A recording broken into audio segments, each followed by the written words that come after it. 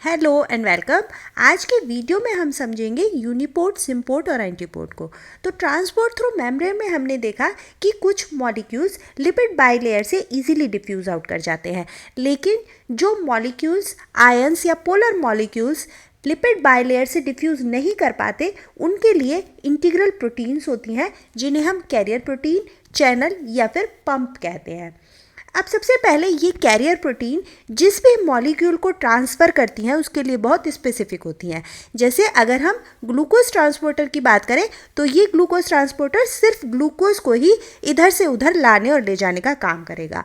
इसी तरह अगर हम पंप की बात करें, सोडियम पोटेशियम पंप की या कैल्शियम पंप की, तो ये पंप सिर्फ उन्हीं मॉलिक्यूल्स को साइटोसोल ट्रांसपोर्ट करने का काम करता है। तो दो चीज़ें, ये कैरियर प्रोटीन बहुत ही स्पेसिफिक होते हैं जिस मॉलिक्यूल्स को ट्रांसफ़र करते हैं, और दूसरा ये डिफ्यूज़न पर भी काम करते हैं, मतलब हाई कॉन्सेंट्रेशन से लो कॉन्सेंट्रेशन की तरफ मॉलिक्यूल्स को ट्रांसफ़र करते हैं।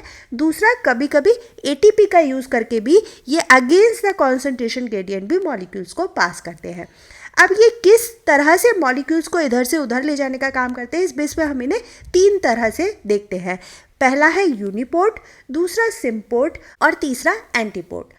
तो सबसे पहले यूनिपोर्ट। यूनिपोर्ट में जैसा नाम से ही पता चलता है एक डायरेक्शन मूवमेंट होती है, मतलब यूनी डायरेक्शनल, एक ही तरफ मॉलिक्यूल पास किए जाएंगे। अगर एक्स्ट्रा सेलुलर स्पेस में बहुत ज़्यादा हाई कॉन्सेंट्रेशन है तो साइटोसोल की तरफ ट्रांसफर कर दिए जाएंगे। तो यूनी डायरेक्शनल मूवमेंट होती है एक डायरेक्शन में, और सिर्फ एक ही मॉलिक्यूल का ट्रांसफर हम इसमें देखते हैं। दूसरा है सिम्पोर्ट। सिम का मतलब होता है साथ साथ में, तो इसी बेस पर सिम्पोर्ट में दो मॉलिक्यूल साथ में ट्रांसफर किए जाते हैं, और ऐसा हम सेकेंडरी एक्टिव ट्रांसपोर्ट में देखते हैं जब ग्लूकोज और उसके साथ सोडियम का ट्रांसफ़र होता है और ये दोनों एक साथ अंदर की तरफ, मतलब साइटोसोल की तरफ ट्रांसफ़र कर दिए जाते हैं।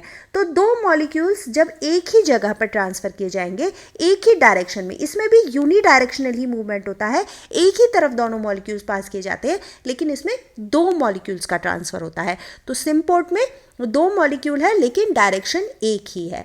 इसके बाद आता है एंटीपोर्ट। तो एंटीपोर्ट में हम देखते हैं दो मॉलिक्यूल्स का ही ट्रांसफ़र होता है, लेकिन इसमें दोनों मॉलिक्यूल्स जो होते हैं वो अलग अलग डायरेक्शन में पास किए जाते हैं। जैसे एक साइटोसोल की तरफ पास किया जाएगा तो दूसरा उससे ऑपोजिट एक्स्ट्रा सेलुलर स्पेस में पास किया जाएगा। तो इस तरह से सिम्पोर्ट में हम क्या देखते हैं कि एक जो मॉलिक्यूल होता है वो अगेंस्ट द कॉन्सेंट्रेशन ग्रेडियंट काम करता है और दूसरा अपने कॉन्सेंट्रेशन ग्रेडियंट पर ही काम करता है। तो एक हाई कॉन्सेंट्रेशन से लो कॉन्सेंट्रेशन की तरफ ट्रांसफ़र किया जाएगा, तो दूसरा अपनी लो कॉन्सेंट्रेशन से अपनी हाई कॉन्सेंट्रेशन की तरफ काम करता है। तो यूनिपोर्ट में यूनी डायरेक्शनल, सिर्फ एक ही मॉलिक्यूल है और एक ही डायरेक्शन में मूवमेंट हो रही है। दूसरा सिम्पोर्ट, इसमें दो मॉलिक्यूल्स हैं लेकिन डायरेक्शन एक ही है। थर्ड आता है एंटीपोर्ट। इसमें मॉलिक्यूल्स दो होते हैं लेकिन अलग अलग डायरेक्शन में पास किए जाते हैं। तो अब अगर इन तीनों में क्या डिफरेंस है वो एक टेबल की फॉर्म में देखें तो यहाँ पर आपको टेबल दिख रही होगी जिसमें यूनिपोर्ट, सिम्पोर्ट और एंटीपोर्ट दिख रहे हैं। तो सबसे पहले अगर एंटीपोर्ट में फर्स्ट पॉइंट देखें तो ये मेम्ब्रेन प्रोटीन और कैरियर प्रोटीन से सिंगल आयन और मॉलिक्यूल का अक्रॉस द मेम्ब्रेन ट्रांसपोर्ट होता है, मतलब एक आयन और एक मॉलिक्यूल एक बार में उस मेम्ब्रेन प्रोटीन से अंदर से बाहर आ जा सकता है। तो ये यूनिपोर्ट में है। सिम्पोर्ट में बात करें तो मेम्ब्रेन प्रोटीन से ट्रांसपोर्ट होता है, एक डायरेक्शन में है लेकिन मॉलिक्यूल्स होते हैं इसमें, मतलब दो मॉलिक्यूल्स का ट्रांसपोर्ट होता है एक ही डायरेक्शन में। अब यहाँ पर तीसरे में एंटीपोर्ट की अगर बात करें तो मेम्ब्रेन प्रोटीन से ट्रांसपोर्ट होता है दो मॉलिक्यूल्स का, और वो भी ऑपोजिट डायरेक्शन में, जैसा हमने अभी पीछे भी बात की।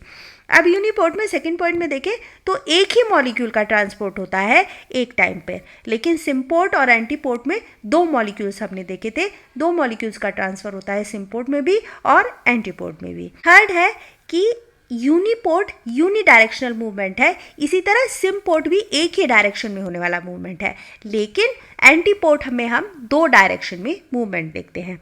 अब यूनिपोर्ट में जो प्रोटीन काम करती है उन्हें हम चैनल या कैरियर प्रोटीन कह सकते हैं, लेकिन सिम्पोर्ट की बात करें तो इसे हम सिम्पोर्ट जब मूवमेंट होता है दो मॉलिक्यूल्स का, उसे हम को ट्रांसपोर्टर्स कहते हैं ऐसी प्रोटीन को, क्योंकि दो मॉलिक्यूल्स को एक साथ ट्रांसपोर्ट करती है। वहीं एंटीपोड में दो मॉलिक्यूल्स ट्रांसफर हो रहे हैं, लेकिन ऐसे प्रोटीन्स को या इंटीग्रल प्रोटीन को हम एक्सचेंजर और पंप के नाम से जानते हैं। अब अगर एग्जाम्पल्स की बात करें तो यूनिपोर्ट में हमने ग्लूकोज ट्रांसपोर्टर की बात की, हम यहाँ पर पोटेशियम पंप भी देखते हैं और कैल्शियम पंप भी एक यूनिपोर्ट ही है। सिम्पोर्ट में सोडियम और ग्लूकोज का को ट्रांसपोर्टर जो होता है दोनों मॉलिक्यूल्स को ट्रांसपोर्ट करता है, इसे हम सिम्पोर्ट मूवमेंट के नाम से जानते हैं, और सोडियम ग्लूकोज को ट्रांसपोर्टर उसका अच्छा एग्जाम्पल है। अब थर्ड है एंटीपोड, जिसमें हम सोडियम पोटेशियम पंप, जिसे हम पहले भी डिस्कस कर चुके हैं। तो आई होप आपको अच्छे से समझ में आ गए होंगे। यूनिपोर्ट में एक डायरेक्शन में मूवमेंट, मॉलिक्यूल सिर्फ एक। सिम्पोर्ट में एक ही डायरेक्शन में मूवमेंट, लेकिन मॉलिक्यूल्स दो होते हैं। एंटीपोड में भी दो मॉलिक्यूल्स हैं, लेकिन डायरेक्शन डिफरेंट है। और इनकी प्रोटीन को क्या क्या कहते हैं? सिम्पोर्ट में को ट्रांसपोर्टर्स नाम दिया जाता है, और एंटीपोड में एक्सचेंजर और पंप, और यूनिपोड में चैनल भी हो सकते हैं और कैरियर प्रोटीन भी, और पंप भी हम देखते हैं, जैसे हम कैल्शियम और पोटेशियम पंप की बात करते हैं। तो ये था यूनिपोड, सिम्पोर्ट और एंटीपोड। तो आई होप आपको अच्छे से समझ में आ गए होंगे यूनिपोर्ट, सिम्पोर्ट, एंटीपोड।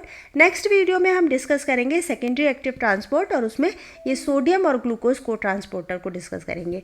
तो मिलते हैं नेक्स्ट वीडियो में। Until then take care and good bye.